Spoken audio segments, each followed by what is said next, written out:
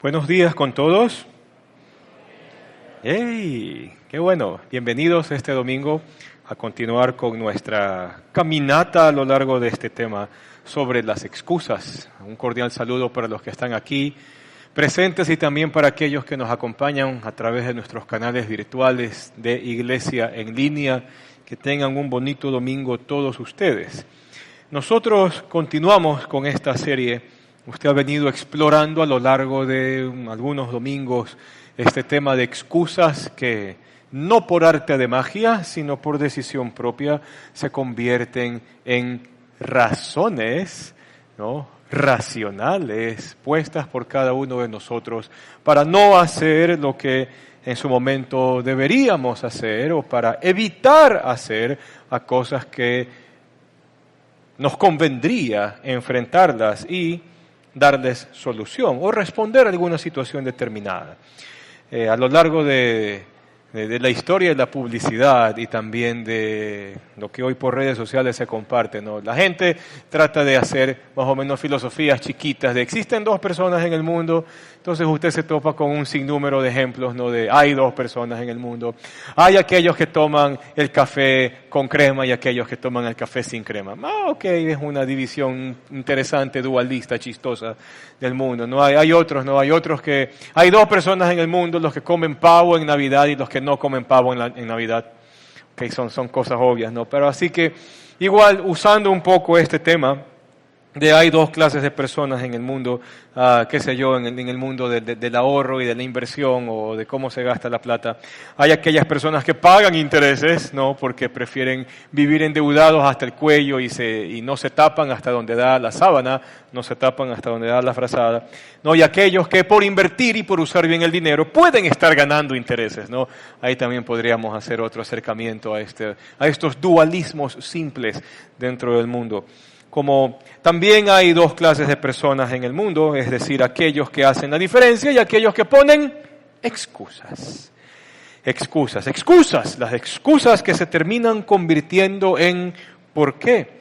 Y sucede de que cuando uno revisa, por lo menos las páginas de la Biblia, uno se va a dar cuenta un sinnúmero de ocasiones en que el texto a nosotros nos presenta situaciones reales, porque pertenecen a esta gran narrativa, a esta gran historia que está dentro de la Biblia, personas reales que tuvieron que decidir primero deshacerse de sus propias excusas o de sus propias razones para ello. Quizás un ejemplo muy pintoresco es la vida de Moisés.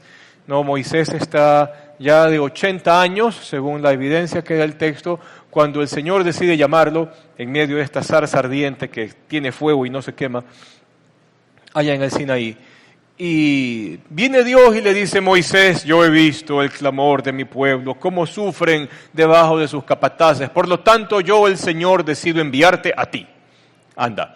No, y así le vas a decir al faraón. El discurso es simple, Moisés. ¿Cuál es el discurso? Deja ir a mi pueblo para que me sirva el desierto. Entonces Moisés comienza con toda su retahíla de excusas. Señor, me van a preguntar por tu nombre y yo no sé cómo te llamas, así que como yo no sé cómo te llamas, mejor hasta ahí nomás. Si ese es el problema, no, tranquilo, te voy a decir cómo me llamo. Yo soy el que soy. Y así le dirás al pueblo de Israel: yo soy el Dios de sus antepasados, me ha enviado a ustedes. Ya. Luego viene Moisés y dice: pero es que es ante el faraón que me voy a presentar, Señor, y mira, yo te voy a dar las credenciales para que el faraón vea de que mi poder está contigo. A ver, mete la mano, saca la mano, lepra, mete la mano, saca la mano, sano.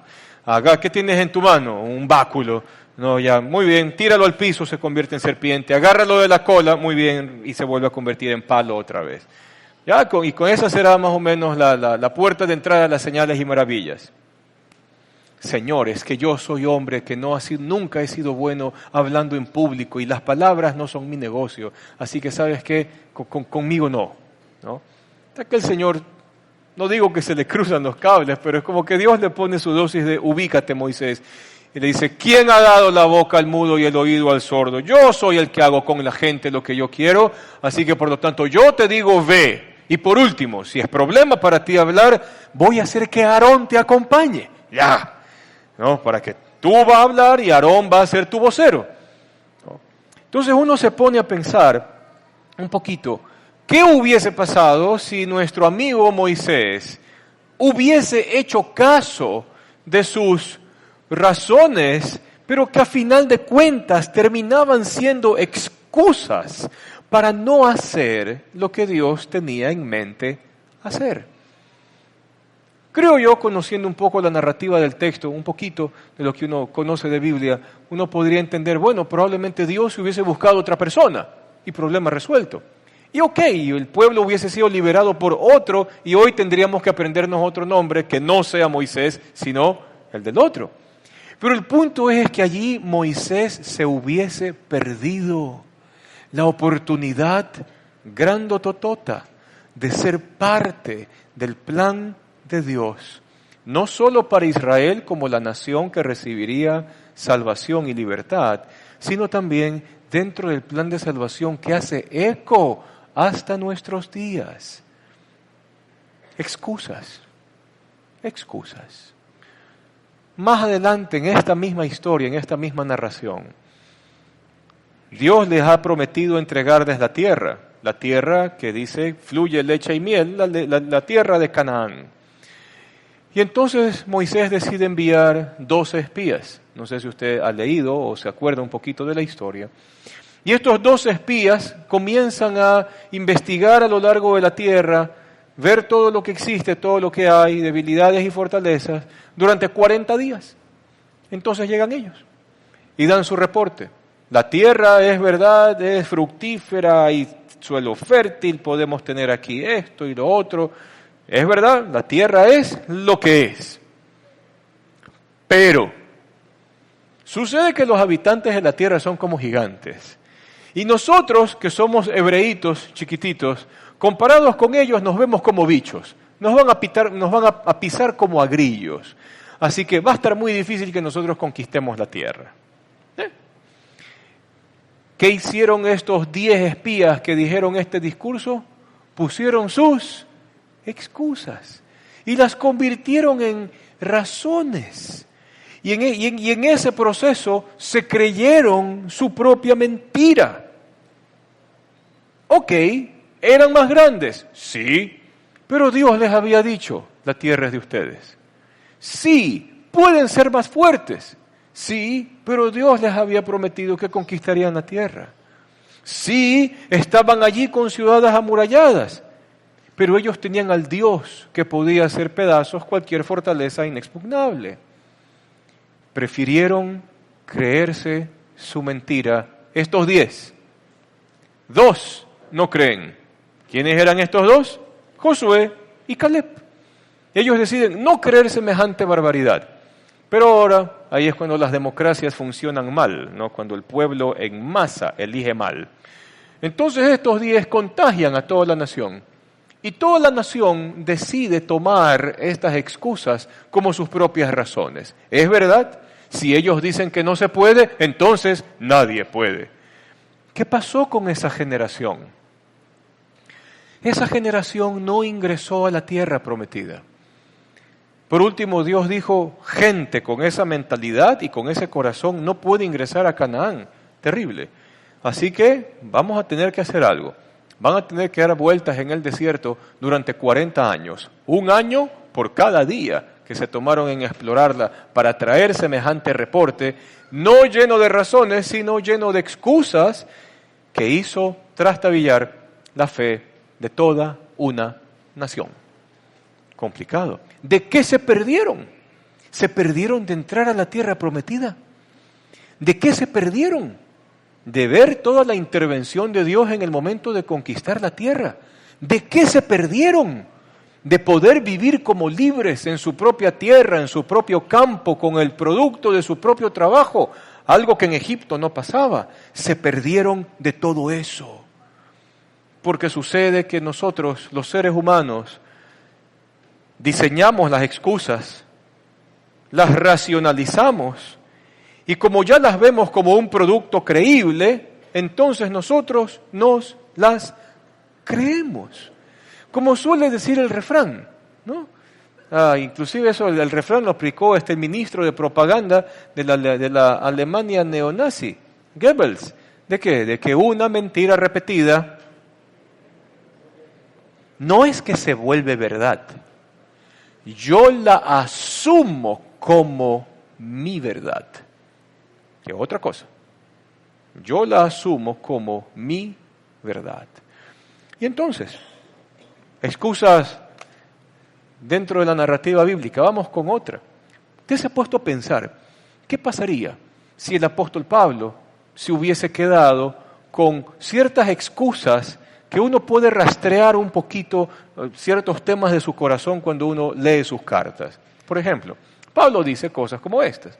Yo, de entre los pecadores, soy el primero, porque yo perseguí a la iglesia de Jesucristo. Y usted ha revisado aquí los textos en Hechos de los Apóstoles, donde dice específicamente de que Pablo asolaba a la iglesia. Ese hombre mataba, perseguía, hacía de todo con los creyentes. Ok, ahora es cristiano, ahora es discípulo. Ananías ya lo bautizó, ya lo metió en el agua. Muy bien, ya es creyente.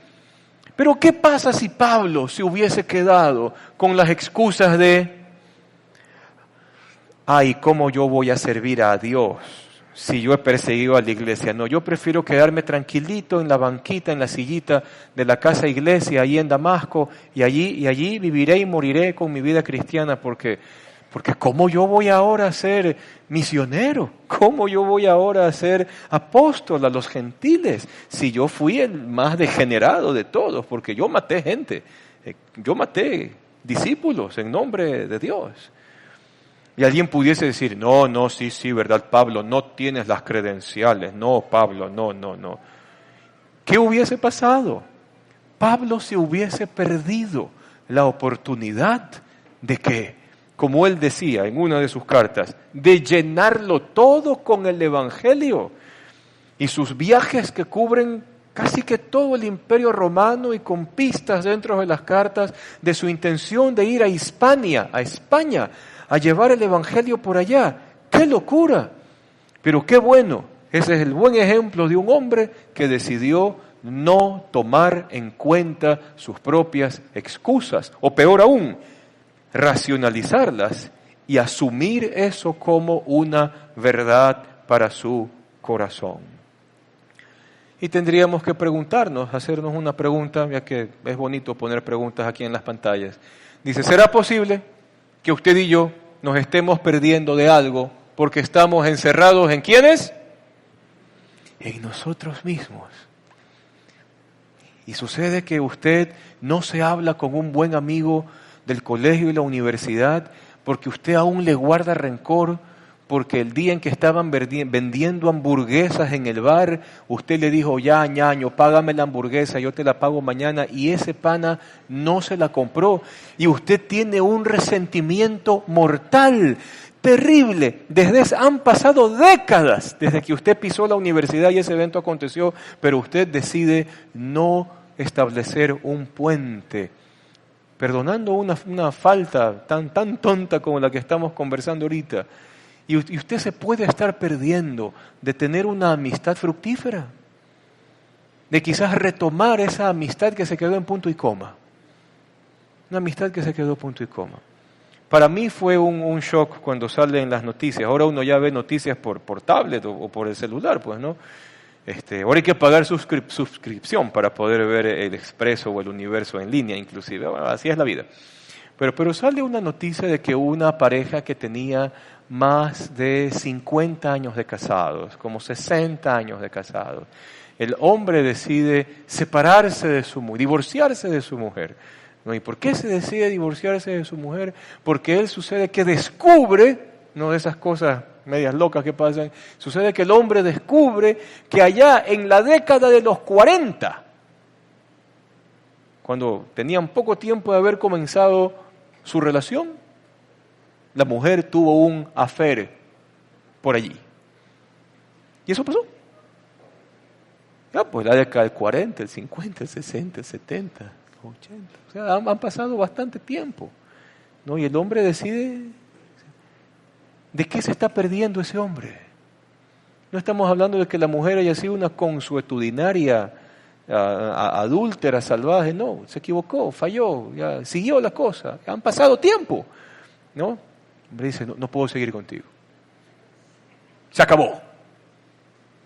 Y uno se sorprende, ¿no? Porque estamos hablando de personas nonagenarias llegando ya mismo a ser centenarios. Se acabó. Imperdonable. ¿De qué se está perdiendo él? Se está perdiendo de no poder culminar sus días. Sí, se equivocó la señora, pecó ya como sea, pero se está perdiendo de terminar sus días con alguien que durante casi que todo este periodo de tiempo ha estado con él, a excepción de ese evento. ¿De qué nos podemos estar perdiendo? De mucho. Quizás usted desde chiquito quiso tener un hobby, ¿no? Le gustaba el fútbol y no lo agarraban en ninguno de los equipos de la escuelita o del colegio simplemente porque, la típica, no era malo, no lo agarraban porque era gordito. ¿No? No lo agarraban porque era gordito y como no era gordito no era ágil, pero pateaba duro, por lo menos las piernas, ¿no? Que muevan. Entonces usted dice, no, es que yo qué voy a comenzar a jugar fútbol a esta edad, ¿no? Especialmente ya cuando se cruza la barrera de los 40, ya los huesos comienzan a hacer conciertos dentro del cuerpo de uno.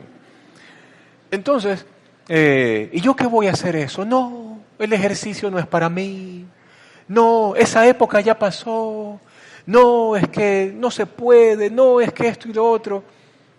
Y tenemos un sinnúmero de excusas que como le metemos tanta racionalidad, nosotros las comenzamos a asumir como verdad. Hoy redes sociales hacen algo medio interesante, que es traer información de todas partes a uno.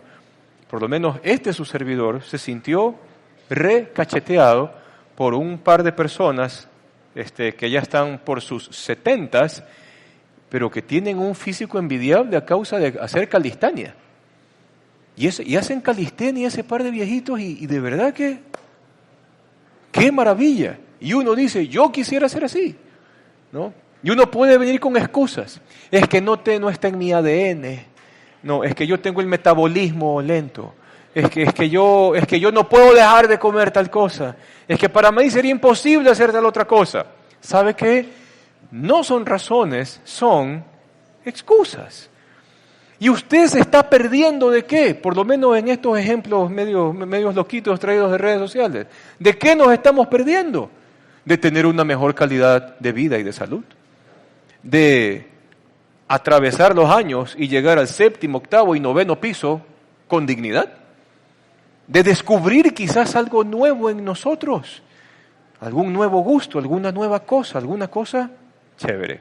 Ahora, por si acaso, no le estoy diciendo, ni tampoco estoy a favor en que usted se convierta en una persona reactiva e impulsiva. Es decir, ya, y sin pensar me meto. No, porque todo este paradigma está enmarcado en un concepto de tomar las decisiones conforme a la sabiduría de Dios. Hay un proverbio que a mí me llama la atención. Me parece jocoso y desde lo jocoso y un poquito de ironía es como que muy gráfico. 2 líneas. Dice el perezoso o el ocioso. Dice el ocioso. El león está a la puerta. Y aunque a usted no le parezca, pero esas 2 líneas pequeñitas o esa línea pequeñita tiene un concepto súper interesante. En primer lugar, porque a la luz de la literatura sapiencial y del sentido común, el principio es, el que no trabaje, que no coma. Así de simple. A Dios no le gusta la vagancia. El hombre no está diseñado para la vagancia. Estamos diseñados para trabajar, producir y disfrutar de aquello que hacemos. ¿Ya? Muy bien. Entonces, en primer lugar, este es un ocioso. ¿Qué debería hacer el ocioso? Según Proverbios. El ocioso debería ponerse a trabajar. Es criticado el ocioso a lo largo de todos los proverbios, Porque dicen de que el ocioso o el perezoso no va a trabajar en el momento oportuno y cuando lleguen los tiempos de escasez no tendrá ni cómo sustentarse, ni de qué asirse, o algún ahorro o inversión tenida, no tendrá nada. Inclusive al ocioso, más o menos, en medio de la ironía de Proverbios, es como que se pone, ok, ya que estás ocioso, y inventémonos una palabra, perezoseando la vida, ¿ya? Ya que estás allí, por lo menos dedícate a ver a las hormigas. Y en medio de tu vagancia, viendo las hormigas, mira cómo las hormiguitas, que no tienen ni señor ni amo, se ponen a trabajar durante todo el verano y cuando llegan las épocas del invierno, las épocas de escasez, tienen suficiente comida para el tiempo de necesidad. Más o menos, oye, aprende esa cosa que no tiene el tamaño del cerebro que supuestamente tú tienes. Está haciendo cosas más inteligentes que tú. Muy bien, pero entonces, ¿qué dice el perezoso? Dice el perezoso, no voy a salir, ¿por qué? Porque el león está en la puerta. Y no vaya a suceder que yo salgo a buscar trabajo y justo en el momento en que yo salgo por la puerta viene el león y me come. Entonces, como pobrecito yo, ¿cómo me voy a arriesgar a que el león me coma? Mejor me quedo adentro de la casa y yo puedo pasar con pan y agua. Pero el instinto de supervivencia, todos tenemos el instinto de supervivencia. ¡Ah! Excusas. Excusas. Tenemos que dar un examen de cálculo en el colegio, en la universidad, en la maestría, lo que sea, ¿no? Y entonces, la última semana antes del examen estoy que sufro. Es que no soy bueno para los números. Los números y yo nacimos divorciados. Yo nací en el día donde el número estaba mal. Las matemáticas y yo nunca hemos funcionado. ¿Le ha pasado? Vamos a internet. No, es que yo no tengo tal parte cerebral de mi cerebro desarrollada. Entonces ya es un problema fisiológico. Eso ya vino en mi ADN. Yo no tengo control sobre eso. Bla, bla, bla, bla, bla. ¿Qué es eso? Excusa. ¿Qué sería lo propio? Que si no soy tan ducho en los números y por la carrera, maestría o cosa que estoy haciendo, me toca rendir un examen de cálculo, es fácil. Póngase a estudiar 4 semanas antes del examen. Busque la ayuda de un profesor. Júntese con el amigo que sí le hace los números, que le ayude a simplificar el proceso de aprendizaje. Pero no usemos excusas para justificar egoísmos. No usemos nuestras excusas para justificar comodidades. No utilicemos estas excusas para justificar lo injustificable. Ahora usted me puede decir a mí, sí, pero es que yo tengo esto porque yo me he equivocado en el pasado y me han acontecido cosas feas y entonces yo por eso mejor no. Y existe un temor al fracaso inherente en muchos de estos casos. Y a veces, bueno, por no decir para casi todo ser humano, reconocer que le tengo miedo a fracasar es una cuestión difícil. Es difícil de admitir. ¿Cómo van a pensar que yo tengo miedo? No, yo tengo que poner una imagen de tal cosa y tal cosa. Entonces, como no quiero que conozcan mi realidad, me pongo una pared de excusas, ¿verdad? Por el temor al fracaso. De allí que aquello que mencionamos hace un ratito, de que el saber tomar decisiones tendrán que estar enmarcados en la sabiduría de Dios. Para que Dios sea, el Señor sea quien defina qué es tener éxito y qué es tener fracaso en cada una de las decisiones que yo con mi vida deba de tomar. Ahora, todo esto va a comenzar cuando yo ya me creo mi excusa. La he repetido tantas veces que ahora esto es verdad para mí. No es la verdad, no es la realidad. Son solo hechos que yo los he interpretado porque me quiero justificar y luego yo he creado mi propia realidad diciendo, ¿por qué? Pero ¿y por qué no ahorras? No. Un ejemplo interesante. existen lápices de ceja y lápices de ceja, ¿sí o no?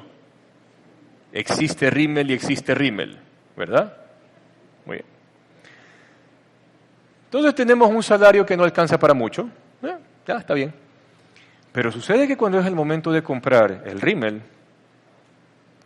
es que la marca que usan las Kardashian, ese es el que me queda a mí. ¿Ya? Y lo tengo que tarjetear, porque si no lo tarjeteo, no lo puedo tener. Y si no lo tengo, perdónenme, esto no va a quedar como ustedes se han acostumbrado a verme. Excusas. ¿Por qué se va a endeudar? No, es que es la imagen. Bueno, consigamos otro. Compra aceite de ricino, es más barato. No sé si le funcione a usted. Vamos con los hombres. Hoy creo que los hombres visitan al peluquero más que las mujeres. Entonces hay peluquerías y peluquerías. Hay peluquerías donde el corte de pelo cuesta 25. Hay peluquerías donde cuesta 4 y te regalan una Coca-Cola. Entonces, no, es que, ¿qué van a pensar de mí si me ven ahí en la Alborada? Yo vivo en la Alborada. No. Me ven por allí, si toda la vida, cada vez que yo me topo con mis amigos, nos encontramos ahí en el Mall del Sol.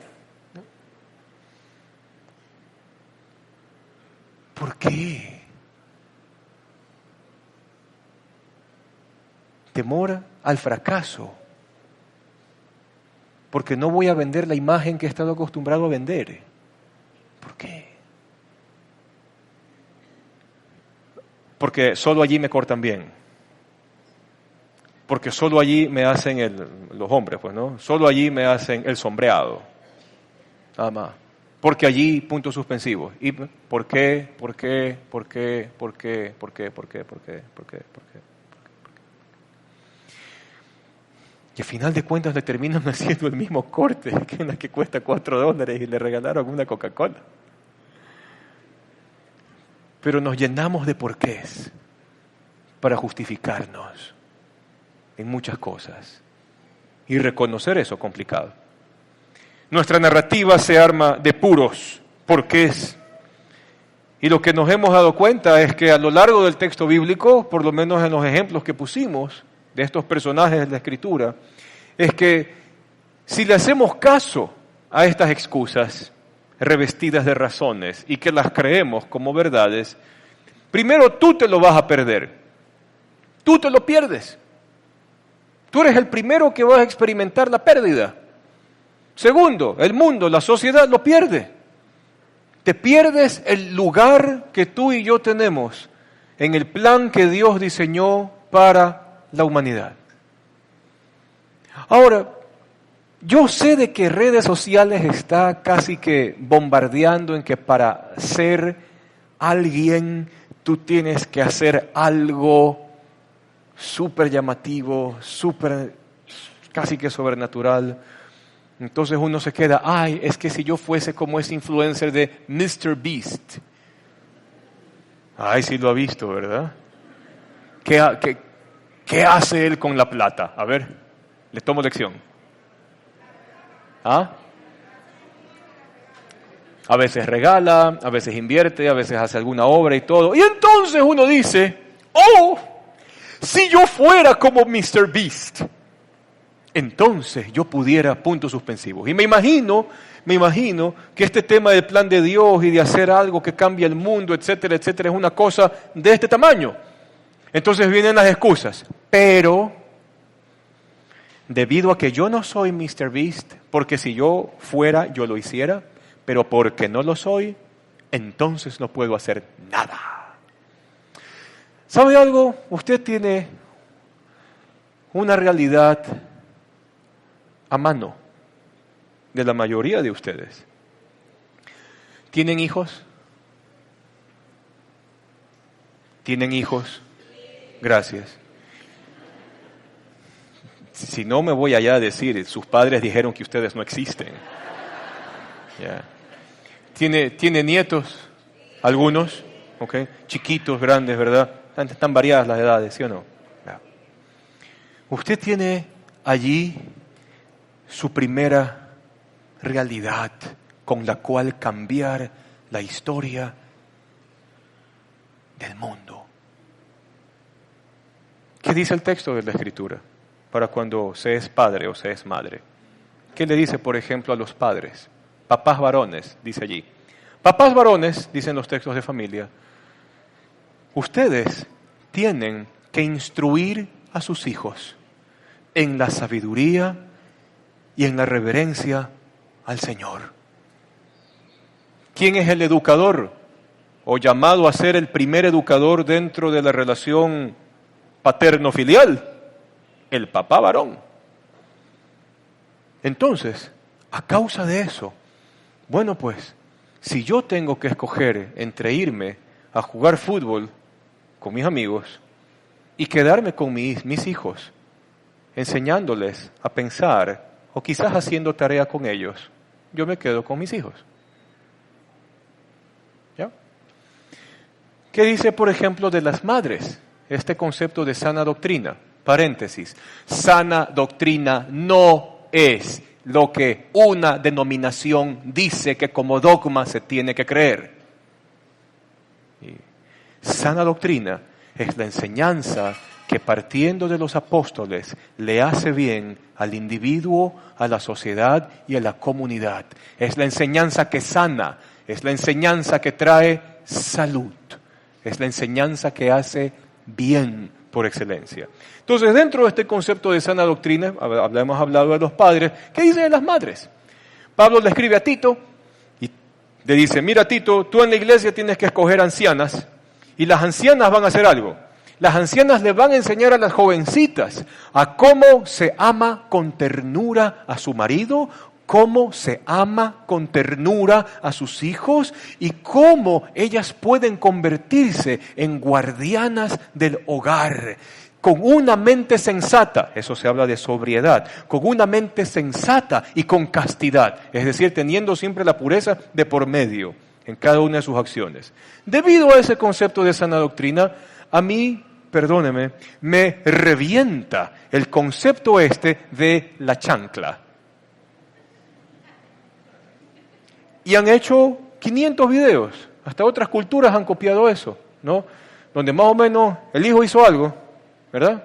El hijo hizo algo, está corriendo por allá, ¿no? Entonces viene la madre, se saca la chancla, lo mide, cual boomerang, lo lanza y se queda viendo, acertó, ¿no? Soldado caído. Jocoso, sí, por las dramatizaciones que hacen, pero en la realidad lo que eso está normalizando es que las mujeres no tengan templanza ni dominio propio y se normalice la violencia en la relación materno-filial. ¿Qué dice el texto de sana doctrina? Amen con ternura a sus maridos, amen con ternura a sus hijos, conviértanse en guardianas del hogar. Muy bien, y entonces un niño, una niña, que crece con un padre así y una madre así, que priorizaron y tomaron decisiones correctas en el proceso formativo de esta criatura, ¿cómo crece? ¿Cómo crece? Feliz, gracias por alguien que dijo feliz. Vamos, dígame otra. ¿Cómo crece?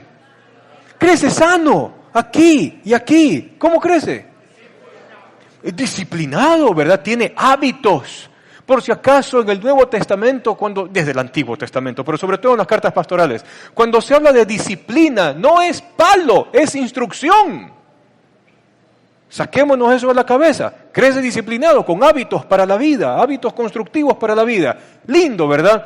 ¿Qué pasa cuando un padre entonces dice, sabes qué, yo no tengo tiempo para revisar las tareas de mis hijos, yo me voy a jugar pelota con mis panas? ¿Ok? Se la perdió. ¿Sabe algo qué es lo que pasa dentro de este concepto de sana doctrina, dentro de las relaciones familiares y de saber escoger y decidir? Es que la vida da vueltas. Y entonces vamos a llegar acá, donde usted y yo vamos a llegar al punto de nuestra vida donde ni siquiera podremos ir al baño solos. Y entonces usted hace memoria en su cabeza. ¿A qué edad uno atendió a alguien que no podía ir al baño por su cuenta? Cuando se era niño. Va a llegar el día, como dice Moisés, los hombres de nuestra generación llegan hasta los 70 y los más robustos hasta los 80. Si usted ya cruzó el 8º piso, estamos viviendo un tiempo extendido de gracia divina, ¿ya? Pero cuando lleguemos a esos pisos avanzados, quizás muchos de nosotros ni nos podamos dar de comer a nosotros mismos. ¿Se ha puesto a pensar en eso? La vida es así. Así es avanzar en años.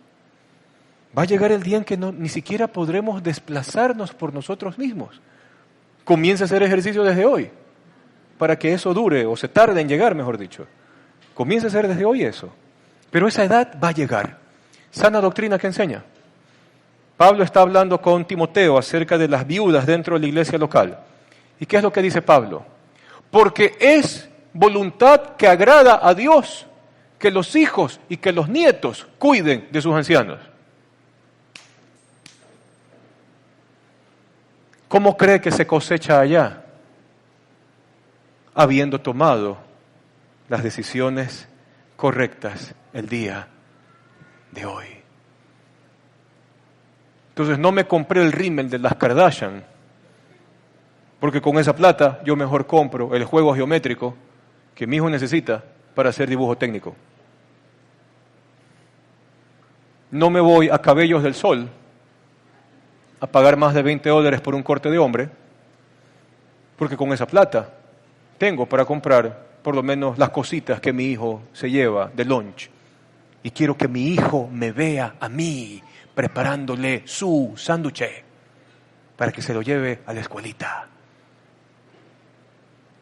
Eso no quiere decir, o sea que usted los está formando para que sus hijos luego cuiden de usted. Eso es amarrarlos, eso es ponerle cadenas, eso es encadenarlos. Suave. ¿Quién dice que eso es eso? Ellos van a volar, claro que sí. Y usted estará aún en un tiempo de vida donde usted es independiente y usted se puede mover por su cuenta. Sí, ellos lo van a disfrutar, usted lo va a disfrutar, porque el nido vacío ya, más o menos, mujer, se fueron. Segunda luna de miel, ¿no? Hoy no se duerme en esta casa. Ya. Pero va a llegar el tiempo en que la vida de uno se va para acá. Y qué grato olor de vida.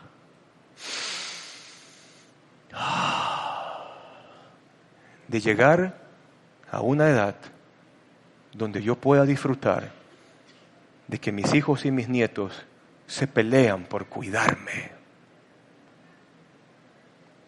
Qué lindo llegar a una edad donde mis hijos quieran regresar a casa para verificar que estoy durmiendo bien y que comí la comida del día. Pero si queremos tener esto de no perder oportunidades, decidir en sabiduría, cumplir el propósito de la sana doctrina dentro de los ambientes familiares y todo, y usted y yo comenzamos a poner excusas para no hacer lo que debemos en el momento que debemos hacer, usted se lo pierde. Y estaría haciendo inclusive un trabajo para que sus hijos se pierdan el honor de cuidar a sus padres y a sus abuelos. Que vean por ellos hacia el final de los días. ¿Me hago entender? Tú te lo pierdes, la sociedad se lo pierde y te vas a sentir desubicado en el plan que Dios ha establecido, donde tu vida y la mía encajan muy bien. Pablo, ¿cómo trabaja un poco más este tema de lo que hay que hacer? De desechar las excusas y comenzar a hacer lo que debemos hacer. de echar a un lado esas razones y enfocarnos en lo real y decidir lo sabiamente concreto. Pablo parte en Efesios 2, verso 10. Y usted conoce este texto. Usted sabe lo que está antes de esto, ¿verdad? ¿Qué está antes de esto? Aquí los que han leído un poquito más de Biblia. Tararémelo. Porque por gracia sois salvos, por medio de la fe, es decir, la confianza en la base sólida del Evangelio. Por medio de la fe. Esto no viene de ustedes, porque esto es un regalo de Dios. No es por obras, para que nadie se gloríe, ¿sí o no? Entonces, aunque parezca sencilla la explicación, pero para poder llegar acá, yo debo de haber entendido un poquito este tema de la gracia. Y la gracia no solamente tendrá que ver con nuestra salvación, la gracia en sí tiene que ver con cada área y aspecto de la vida entera. Cuando yo comienzo a entender que toda mi vida, las oportunidades que tengo, donde yo estoy, quien invirtió tiempo conmigo, quienes me están rodeando ahorita, la labor que yo estoy haciendo, y todo esto comienza a encaminarse bajo la lupa o los lentes o las gafas de la gracia divina, las cosas por lo menos comienzan a verse con una mejor perspectiva. Solo para ponerle un ejemplo, hablábamos de Moisés, ¿se acuerda?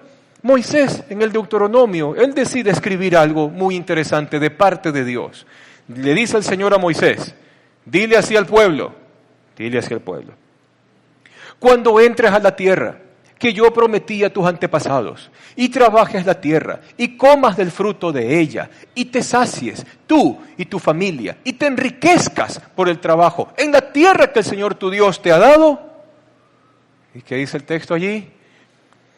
Cuídate de no olvidarte del Señor tu Dios, porque Él te ha dado el poder, la capacidad, ¿se entiende?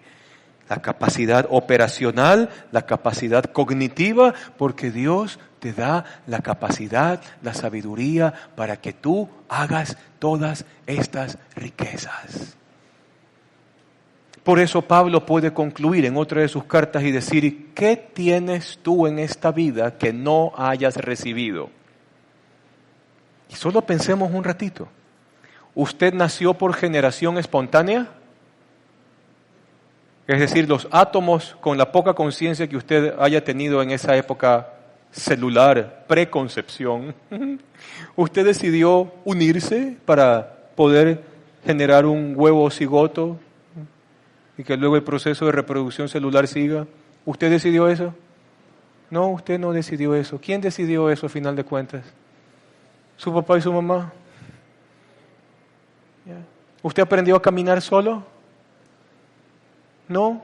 Probablemente, no sé, quizás en su historia o en mi historia, no estuvo papá, no estuvo mamá, pero hubo alguien allí que prefirió aguantarse que los cartílagos de las lumbares se le hagan pedazos solamente para que usted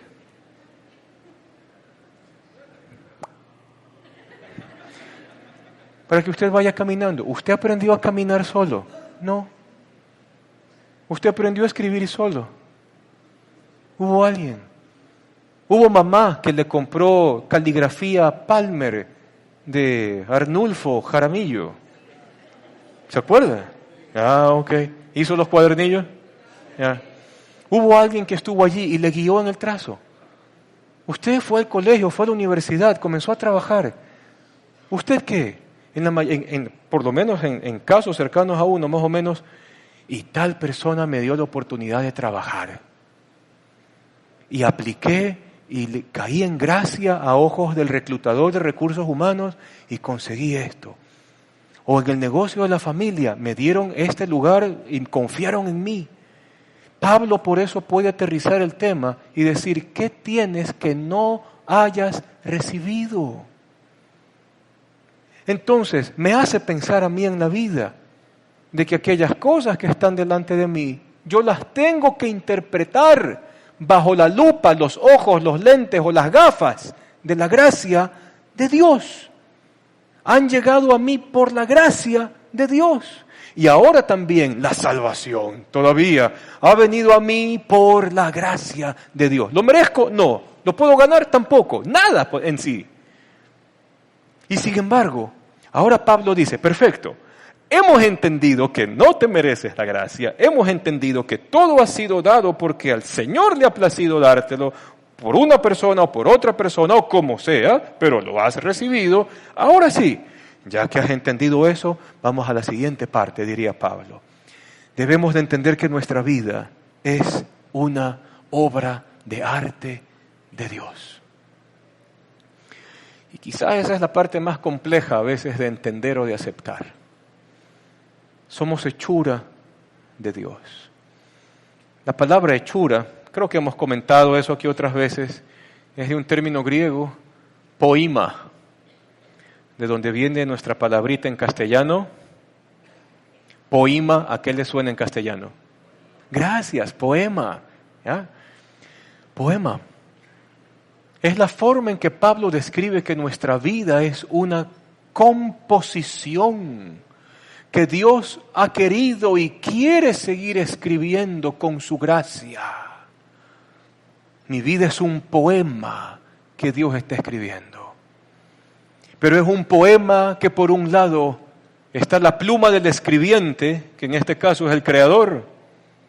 Pero también otra fuerza tensionante es que si usted decide echar a un lado sus excusas y comenzar a decidir y hacer las cosas conforme a sabiduría y propósito divino. Pero la pluma está lista y tengo a Dios que dice, tu vida es un poema que yo quiero escribir. Deshazte de tus excusas y déjame escribir el poema de tu vida. Creados en Cristo Jesús. Pablo va al siguiente paso. La nueva creación que Dios ha generado en el corazón del creyente, del discípulo. He sido creado en Cristo, la nueva naturaleza, el nuevo corazón, la plenitud de Dios habitando en mí. Creados en Cristo Jesús, ¿para qué? ¿Para excusarnos toda la vida? No, para hacer lo que es bueno. Para buenas obras. Y no es el obrar por ganar salvación, eso Pablo ya lo da por entendido líneas atrás. Más bien ahora que la gracia ha obrado esta nueva identidad, esta nueva creación, me ha mandado abajo mis discursos, entonces ahora sí soy libre para hacer lo que es bueno, de calidad. Y todavía el texto dice, para buenas obras, preparadas según Dios, preparadas con anticipación, preparadas de antemano, para que nosotros anduviésemos en ellas. Eres papá, eres mamá, eres abuelo, eres abuela. Allí están las buenas obras que Dios preparó de antemano para que anduvieses en ellas. Tienes un puesto en tu trabajo. Tu trabajo entonces se convierte también en las buenas obras que Dios preparó de antemano para que anduvieses en ellas. Te vaya bien y disfrutes si se puede. Y si no se disfruta, mira tu trabajo a los ojos de la gracia. Quizás sea más llevadera la cosa, ¿no? Estás pasando una situación difícil y probablemente tienes que tomar una decisión complicada y difícil que te puede incomodar y hacerte sentir de lo último. Pero, ¿quién sabe si Dios te puso allí para que tú termines decidiendo lo que es correcto en ese momento y se siente un precedente para el futuro, no solo tuyo, sino también de otros, preparadas de antemano para que nosotros andemos o las pongamos en práctica, aquellas cosas que Dios preparó para nosotros. 5 pasitos. Esto no resuelve todo, apenas es un acercamiento. Creemos que aquí Celebra tu Recuperación ayuda mucho a esto. Alma ayuda mucho en temas de familia y el diálogo entre creyentes sabios alimenta más todavía a esto. Pero por lo menos un pequeño ejercicio individual es identifica tus excusas, ¿no? Cuando alguien te dice, entremos en un régimen más saludable de alimentación, ¿no? Entonces escucha tus porqués. Es que yo no puedo vivir sin el pan. ¿Quién dice? Es que yo no puedo vivir sin el arroz. ¿Quién dice? No, es que yo no puedo vivir sin los productos ¿cómo se llaman estos? Hiperprocesados, gracias. Escucha tus porqués, escucha tus excusas. Luego, tienes que preguntarte, paso 2, interrogar tus excusas. Pero comenzar a preguntar, ¿por qué siempre respondo esto? ¿Será porque no quiero que me toquen más el tema, porque me molesta, porque tengo inseguridad, porque... Punto suspensivo. ¿Por qué siempre recorro esa misma excusa? ¿De qué tengo miedo? ¿De qué tengo miedo? ¿O a quién le tengo temor? Como los gigantes de Jericó, ¿se acuerdan? ¿O a quién le tengo temor? Continuar interrogando. ¿Será que me da pereza? ¿Será que soy como el perezoso de Proverbios? Dice el perezoso, afuera está el león. ¿Será que soy perezoso? ¿Será que soy egoísta? No. Yo no voy a sacrificar mi tarde de fútbol por quedarme enseñándole a dividir a mi hijo. O sea, mi tarde de fútbol es sagrada. ¿Estaré siendo egoísta? ¿Me siento inseguro? ¿Me siento inseguro? Y si ya vas identificando un poco de esto, ya puedes darte cuenta y decir, eso no ha sido una razón. Cámbiale el nombre. Y podrás decir, no es una razón, eso es una excusa que te inventaste, que yo me inventé por cubrir lo otro. Cámbiale el nombre, porque si tú construiste la excusa, también la vas a poder destruir, la vas a poder derribar. Y cuando la identificas, la cortas, porque es una mentira. Y terminas con eso. Y quizás la pregunta matadora o la parte matadora es la pregunta 4. Responder a la siguiente pregunta. Preguntarte de qué te pierdes si tú continúas con esa excusa. Si Moisés se hubiese seguido con sus excusas, se perdía de ser el libertador de Israel y de que Dios lo usa de una manera increíble. Si Pablo se creía sus excusas, tendríamos quizás otro nombre en el Nuevo Testamento y él no hubiese editado las cartas que le dieron forma a la iglesia gentil. Excusas, excusas. Si estos chiflados de los 10 espías que entraron a Jericó hubiesen creído la promesa y no sus excusas, no se hubiesen tomado 40 años en darle la vuelta al desierto. ¡Qué bestia! ¡Qué triste! ¿De qué te pierdes si tú continúas con estas excusas que no están de acuerdo ni a la sabiduría de Dios ni al propósito de Dios? Y espero que concluyas conmigo con este último renglón, que cuando respondes esta última pregunta, te vas a dar cuenta de que el precio es demasiado alto. Si no inviertes tiempo con tus hijos en el día de hoy, creando apegos y teniendo tiempos de calidad, ¿cómo vas a esperar que estén junto a ti cuando ya tú y yo no podamos valernos por nosotros mismos? ¿De qué sirve? El precio es demasiado alto. Ten presente eso. 5, cuéntalo a alguien. Es bueno tener un compañero de cuentas, alguien con quien conversar abiertamente de cómo nos va en la vida. La iglesia ha provisto de eso con ancianos locales, con gente que conoce o que tiene un poquito más de experiencia y todos estamos en la libertad de compartir y de hablar en un ambiente libre de juicios. Porque si no identificamos nuestras excusas, nosotros nos vamos a pasar excusándonos el resto de nuestras vidas.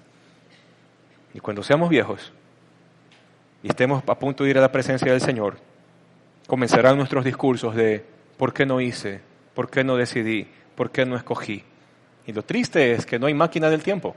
Creo que nunca inventarán el DeLorean con el doctor Emmett Brown, ni tampoco Martin McFly vendrá a invitarnos a subir a la máquina del tiempo. Eso no hay. Así que mientras eso no haya, vayamos haciendo lo que debemos hacer en el día de hoy. ¿Estamos bien? Póngase de pie y vamos a hacer esta oración propuesta aquí hacia el final. Y puede usted compartir junto conmigo esto. Abra sus ojos, no es pecado. Pero decirlo así: Padre Celestial, deseo verme de la misma manera que tú me ves para llegar a ser lo que tú me creaste para que yo sea, para el bienestar de todos quienes me rodean. Te damos gracias, Señor, en esta bonita tarde que nos permites terminar este tema. Y te pedimos, Señor, que sea tu Espíritu siempre llamando la atención de nuestro corazón y haciéndonos ver excusas que nosotros nos hemos inventado para no hacer lo que debemos, para autolimitarnos y perdernos de encajar en tu plan y de andar en las obras que tú diseñaste de antemano para que anduviésemos en ella. Permítenos, Señor, interrogarnos a nosotros mismos y acompáñanos en el proceso. Y permítenos también tomar decisiones conforme a tu sabiduría, conforme a tu plan y tus prioridades, y desechemos excusas que no vienen al caso. Te damos gracias por todo, en el nombre de Jesús. Amén. Amén. Nos vemos. Dios le bendiga.